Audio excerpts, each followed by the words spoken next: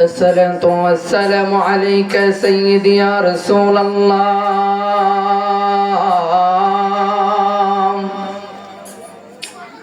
الصلاة والسلام عليك يا حبيب الله. الصلاة والسلام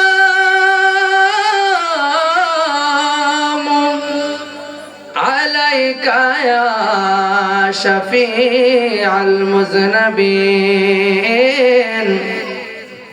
الصلاة والسلام عليك يا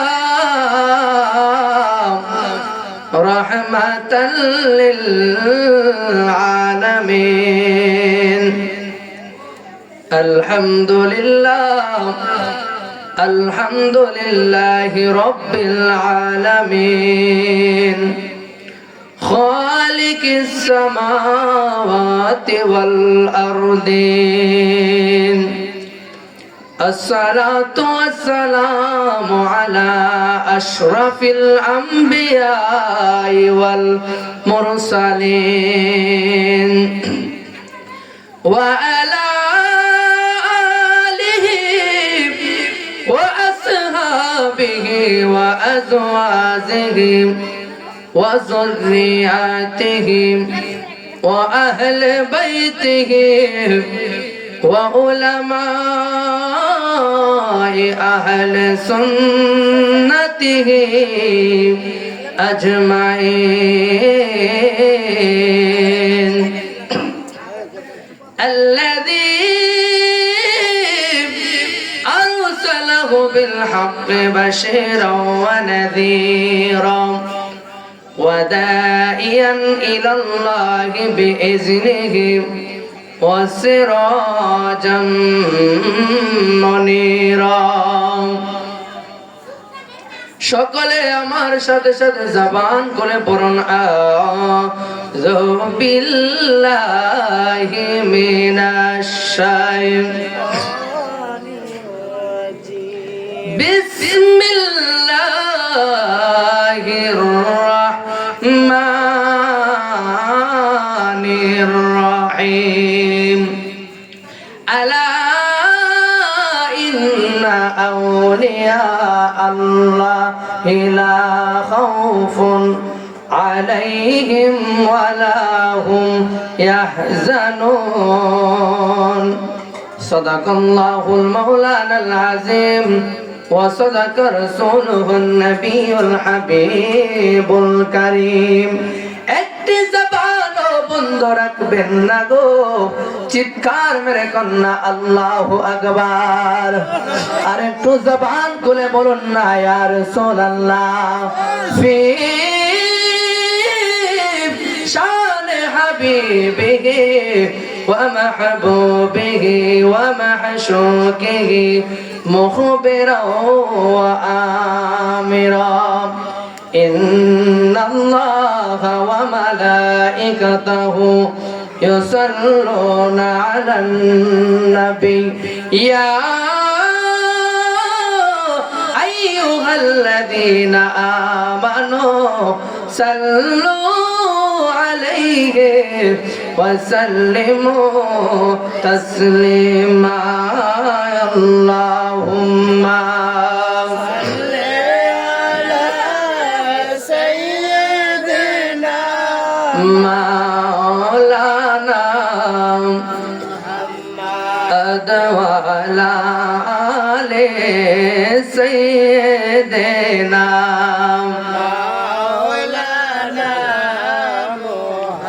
জবান কোলে বলুন তো নবীর উপরে দুরূদ পড়লে কেমন লাগে? আর একটু উচ্চ আওয়াজে বলুন কেমন লাগে? কিন্তু প্যারা নবীর দুরূদ শরীফের যারা বেয়াদবি করে, যারা দুরূদ শরীফকে নিয়ে কটুক্তি করে, যারা বলে নবীর উপরে দুরূদ পড়লে বেদাত হবে, খোদার কসম রে, যারা বলে নবীর উপরে দুরূদ পড়লে বেদাত হবে, নবীর দুরূদ বিদ্বেষী যারা আছে, একদিন আল্লাহর জমিনে তারা থাকবে না। কিন্তু আমার নবীর দুরূদ কখনো বন্ধ হবে না। কথা কোন ঠিক কিনা?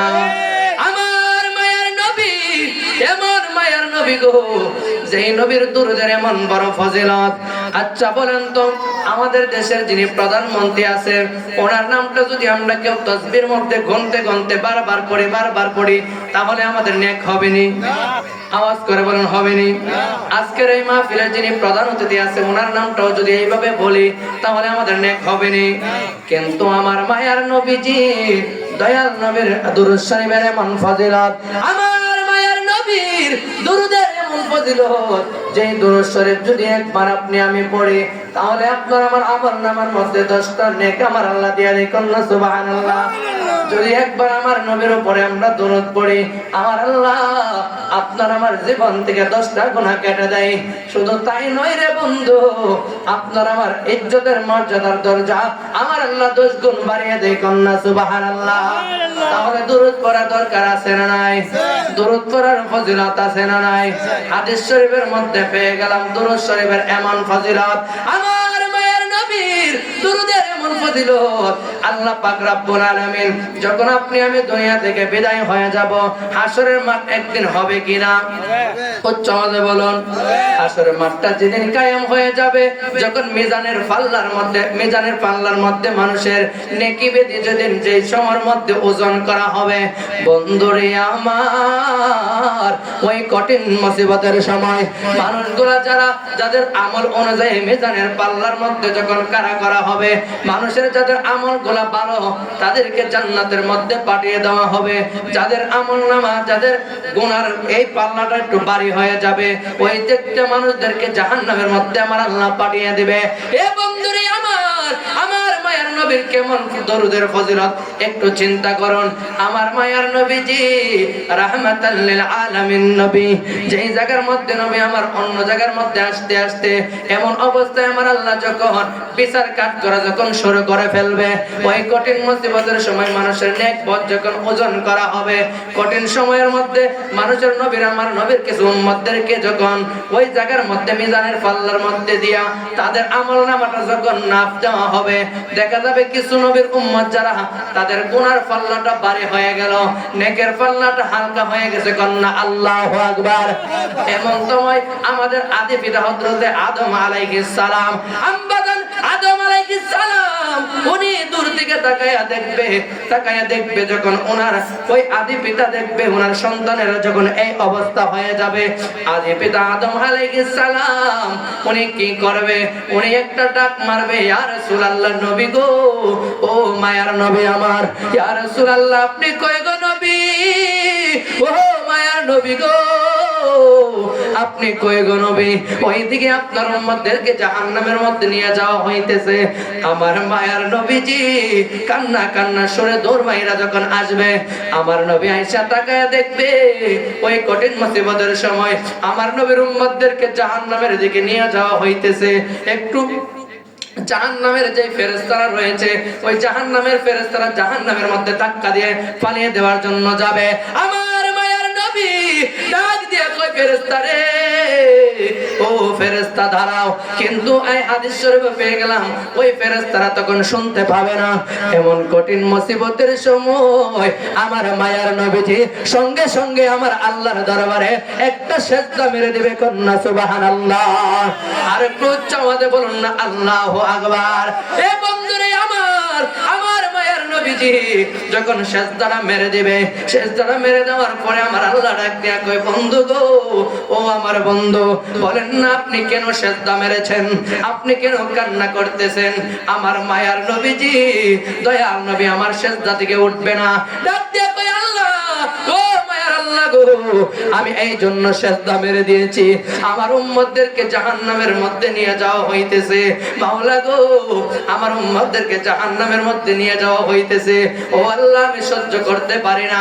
আমার আল্লাহ ডাক দিয়া কয়, আমার নবী ডাক দিয়া কয়, আল্লাহ গো, আমার উম্মতের নেকি বদি কি ওজন করা হয়ে গেল নাকি?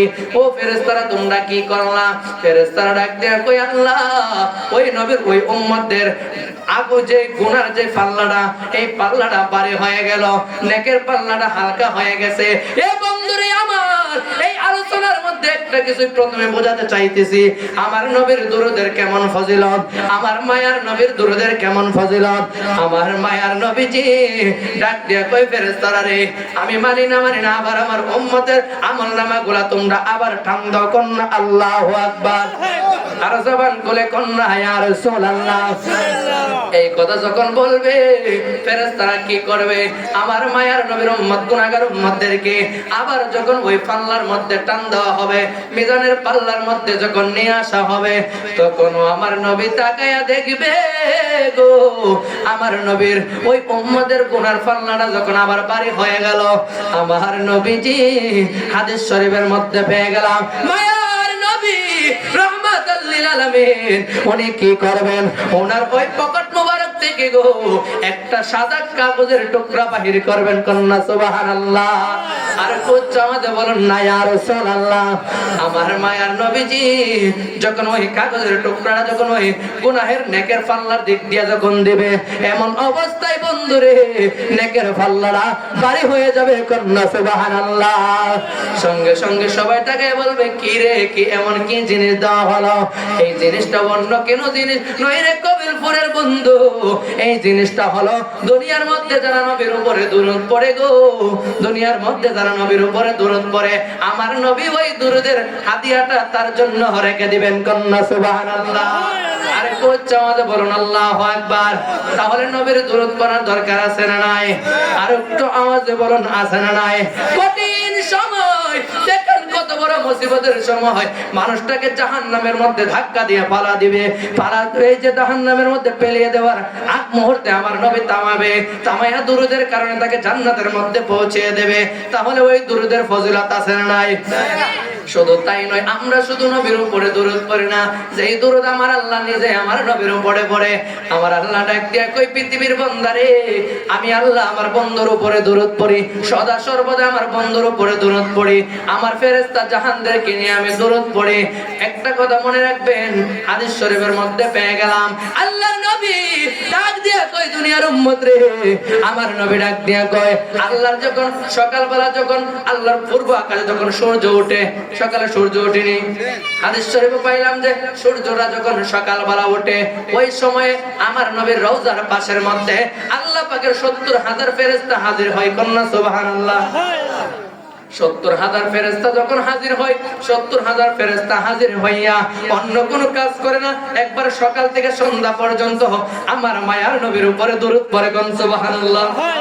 শুধু তাই নয়, আবার যখন সন্ধ্যা হয়ে যায়, সন্ধ্যার সময় আবার আমার আল্লাহ পাকের ৭০,০০০ ফেরেশতা আবার নবীর রওজার পাশে দাঁড়ায়, নবীর রওজার পাশে দাঁড়াইয়া আবার তারা নবীর উপরে দুরূদ পড়তে লাগে। ওই এমন তো থেকে আমার নবীর ফেরেশতা আমার নবীর রওজার পাশে দাঁড়াইয়া সকালবেলা থেকে সন্ধ্যা পর্যন্ত এক গ্রুপ ৭০,০০০, আবার সন্ধ্যা থেকে পরের দিন ফজর পর্যন্ত আবার ৭০,০০০, প্রতিদিন আমার নবীর উপরে, প্রতিদিন নবীর রওজার পাশে দাঁড়াইয়া, নবীর রওজার পাশে দাঁড়াইয়া ফেরেশতারা আমার নবীর উপরে দুরূদ পড়তে থাকে। উচ্চাওয়াজে বলুন না আল্লাহু আকবার। তাহলে ওই নবীর দুরূদ পড়ার দরকার আছে না নাই? মহব্বত নিয়ে প্রেমটা লাগাইয়া আজকে এমন একটা দিন, আজকে আতায়ে রাসূলিনদের ওই খাজা করিবেন ওয়াসের আজকে মেনু ৭ তারিখ, কোন মারহাবা। আজকের দিনটা খুব গরম একটা দিন। খাজা বাবার নাম সবাই শুনছেন নি? এই বাংলা ভারতবর্ষে মুসলমান আছেন, যাদের কারণে লঙ্গির থেকে দুতির থেকে লঙ্গি পড়ছি, যাদের কারণে টিপ কইলা এই ফাকরি পড়ছি, টুপি পড়ছি, এই আল্লাহর ওলিদেরকে তো আমরা চিনতে পারি না, ঠিক কিনা? যাই হোক, আল্লাহর ওলির ব্যাপারে কিছু কথা বলবো। আসার পরে আমার আজকে সংগঠনের যারা আছে সবাই আমার একটা সাবজেক্ট দিছে, খাজা গরিবের নামাজের কিছু বিষয় নিয়ে কথা বলার জন্য। আপনারা থাকবেন নি? যে দুরূদের ফজিলত, আসলে আমরা একটু নবীর উপর আগে দুরূদ পড়ি। আল্লাহুম্মা সাল্লি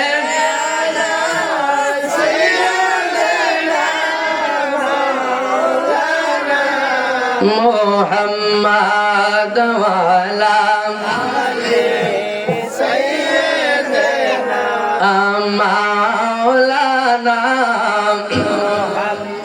কোরআন হাদিস খুলে দেখো, নবীর উপরে কেহ নাই, নবীর কণ্ঠের চেয়ে কণ্ঠ, নবীর কণ্ঠের চেয়ে কণ্ঠ যদি কারো বেড়ে যায় সব আমল বরবাদ হইবে।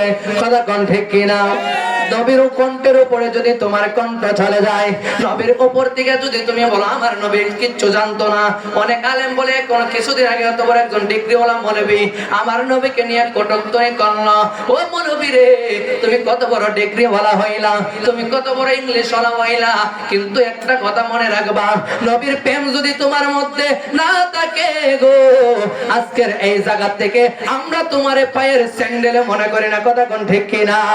নবীর প্রেম আছে, তোমাদেরকে আমরা গলার মালা বানিয়ে রাখবো। তুমি যদি রিস্কাওয়ালা হও, নবীর প্রেমিক হও, তাহলে তুমি আমার মাথার তাজ, তোমাকে আমি কাঁধে নিয়ে ঘুরবো।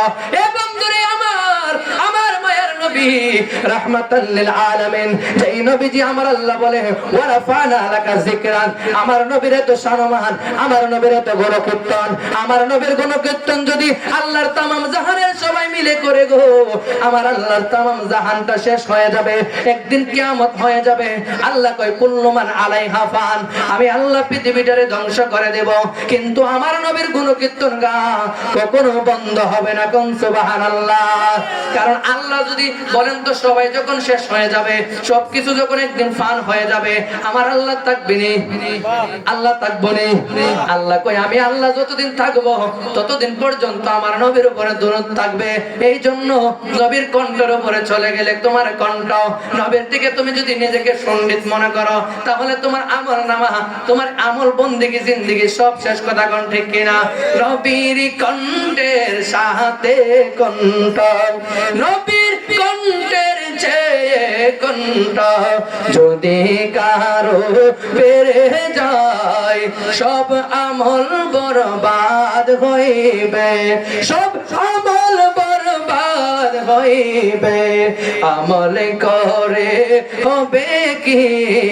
আল্লাহ দিয়েছে নবীকে সম্মান। কথা কোন ঠিক কিনা? আল্লাহ দিয়েছে আমার নবীকে সম্মান। তোমার কুরকুরি উঠলে কি হবে? তুমি যদি আমার নবীর বিরুদ্ধে কথা বলো, আমার নবীর একটু শান কমবনি। আল্লাহ দিয়েছে নবীকে সম্মান, তোমার হিংসায় হবে কি? নবীর সাথে বেয়াদবি করলে, নবীর সাথে বেয়াদবি করলে আমল করে হবে কি? আল্লাহুম্মা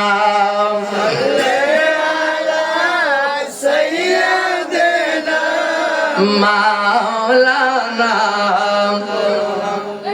আদওয়ালা আলে মাওলানা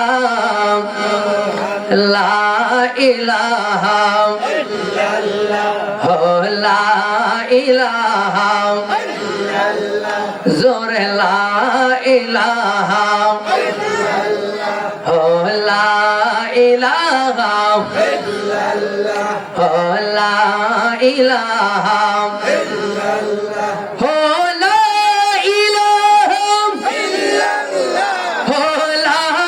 ইলাহা ইল্লাল্লাহ, লা ইলাহা ইল্লাল্লাহ, লা ইলাহা ইল্লাল্লাহ, লা ইলাহা ইল্লাল্লাহ। পড়িয়ে লা ইলাহা ইল্লাল্লাহ, লা ইলাহা ইল্লাল্লাহ, জোরে লা ইলাহা ইল্লাল্লাহ, লা ইলাহা ইল্লাল্লাহ। আমরা কোন পথে হব রওয়ানা, আমার মুর্শিদ জানে ঠিকানা। আমরা